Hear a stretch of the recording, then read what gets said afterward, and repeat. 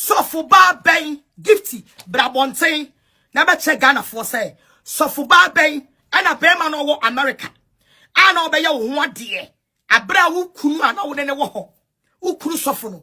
I will command down for no die ye diwu. Ma who kunu be pioso. Ma wa down for a you will talk. Emma who kunu jina with drum and boom. A jawa ware. Catch a gift to say, Mammy, when in na Miss House of Betono essence near is Israel for to call Iran. No, one who near Mokika. Wow, I did do on the man, Miss Enyo, and yet minim I did here, and yet no queer crana. Gift you say the brand that you have built no has been destroyed by your husband. Hopeson. Hello, keep watching Xposed GH, the best channel on all of YouTube. Yes.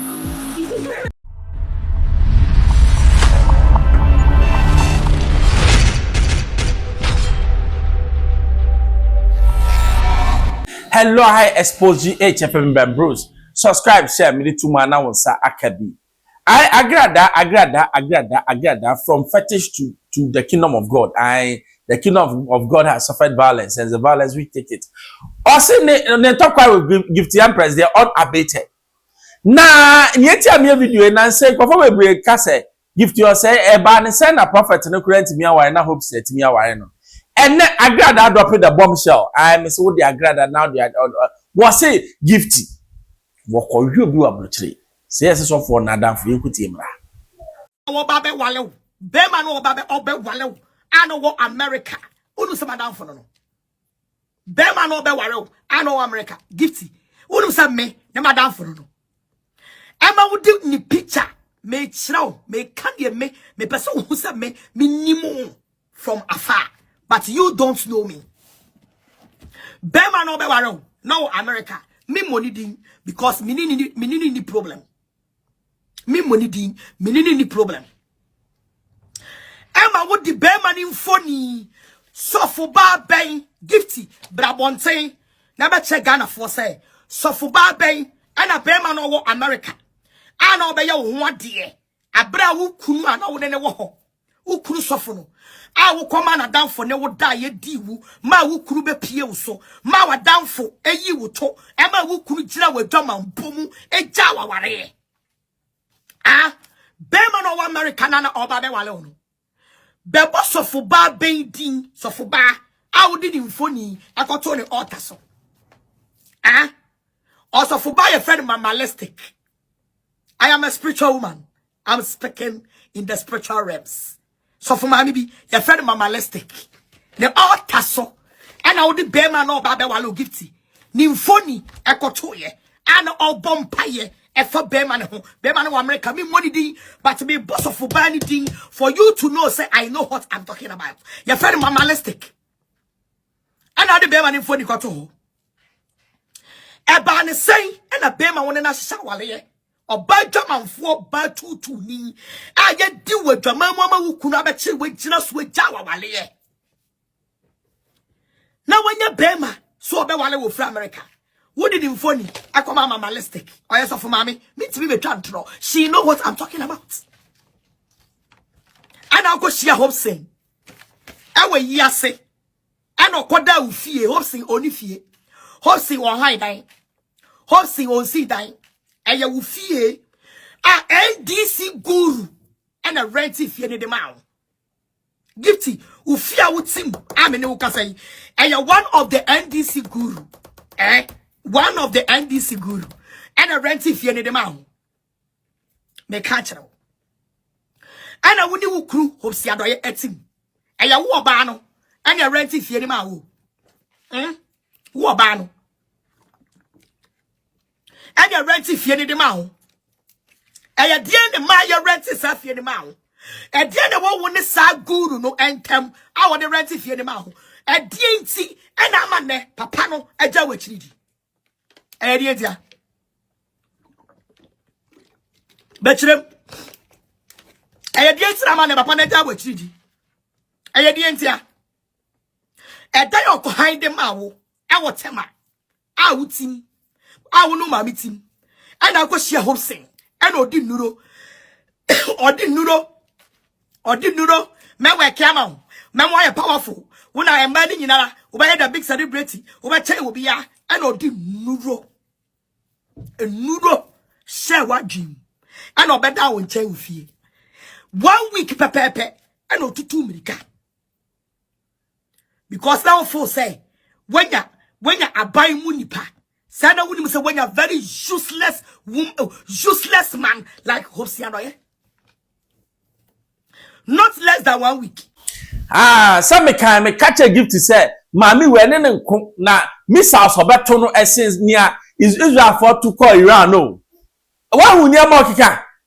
Wow, I did do on the man, Miss Enyo, and yet minim, I did here, and yet no queer crana. Gift you say the brand that you have built no has been destroyed by your husband, Hopeson. Aye. Because of him, Sir Hopeson wakoka Agradaa, and I said the ones so and Kawen and Kama. What so koka na say abano. People are saying say prophet no die no. Now it has to do with issues with your friend say mubom enjamu. And then the Agradaa ka was saying njamu ka ho. Enyam na mka ye waso ko dwamu okọ abrochire na nim say so for no dia ben na dafuna mo bi ko dwamu. I fidelity so de ebe ma Bible no kra say ko hu a say wo ja wo yire no. I also go see a dinner jano because I who here I saw Jan at once. Enti na so for say pam no twa no any Jan yire no. I no na Agradaa ka mini obi. No ye was some making discovery, was some making bombshell bako. We dey e be for tirim ye kwoti Agradaa mra. O ma mi wu ye e na wo de ani bre ko tamfu no de ko se fridge mu. E de beje nsam abode akase ewie ye no. Wan sue nyansa Alpha Mamma saw body and sitting room. I see 2 bedroom self-contained. And I would dare say, more cassia. And never the only pediale out in the name we are saying. Right? And never the only pediale. I didn't know we are saying. Who said to fear come one to while I want to so.